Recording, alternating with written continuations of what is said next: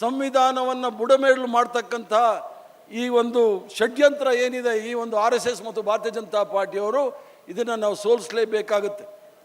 ಯಾಕಂದರೆ ಭಾಳಷ್ಟು ಜನ ಈ ವಿಚಾರವಂತರು ಕೂಡ ಅವರು ಏನು ಕಮ್ಮಿ ಇಲ್ಲ. ಕಾಂಗ್ರೆಸ್ ಪಕ್ಷವನ್ನು ಮುಗಿಸ್ಬೇಕು ಅಂತೇಳಿ ಒಂದೊಂದು ಸಲ RSS BJP ಜೊತೆನೂ ಸೇರಿ ಸರ್ಕಾರ ಮಾಡಿಬಿಟ್ರು ಕೇಂದ್ರ ಸರ್ಕಾರದಲ್ಲಿ.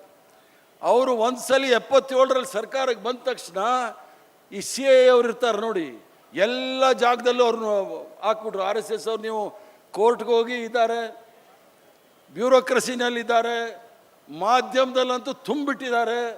ಮೊದಲಾದರೂ ಮಾಧ್ಯಮದಲ್ಲಿ ಎಡಪಂಥೀಯರು ಬಲಪಂಥೀಯರು ಅಂತ ಇರೋರು, ಈ ಎರಡು ರಾಜ್ಯದಲ್ಲೂ ಸಹ ಎಡಪಂಥೀಯರು ಸೋಲಾದ ನಂತರ ಬಲಪಂಥೀಯವ್ರದ್ದೇ ಭಾಳ ಪ್ರಭಾವಶಾಲಿ ಮಾಧ್ಯಮದಲ್ಲಿ.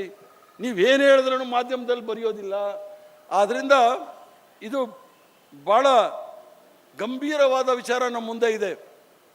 ನಮ್ಮ ಹಕ್ಕನ್ನು, ಯಾಕಂದರೆ ರಾಜ ಮಹಾರಾಜರ ಕಾಲದಲ್ಲಿ ತಾವೆಲ್ಲರೂ ಸಹ ನೋಡಿದ್ದೀರಿ, ಅವಾಗೇನು ಸಂವಿಧಾನ ಇರಲಿಲ್ಲ.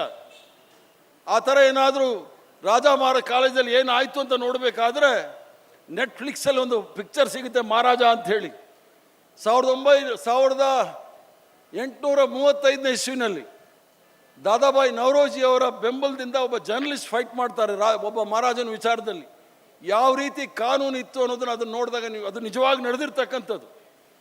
ದಾದಾಬಾಯಿ ನವರೋಜಿ ಅವರು ಅದನ್ನು ಕಂಡಿರ್ತಕ್ಕಂಥವ್ರು 1935ನೇ ಇಸ್ವಿನಲ್ಲಿ. ಅದನ್ನು ನೋಡಿದಾಗ ನಿಮಗೆ ಸ್ಪಷ್ಟವಾಗಿ ಗೊತ್ತಾಗುತ್ತೆ ಭಾರತೀಯ ಜನತಾ ಪಾರ್ಟಿ RSS ಅವರ ಈ ಒಂದು ಷಡ್ಯಂತ್ರ ಯಾವ ರೀತಿ ಇದೆ ಅಂತ ಹೇಳಿ.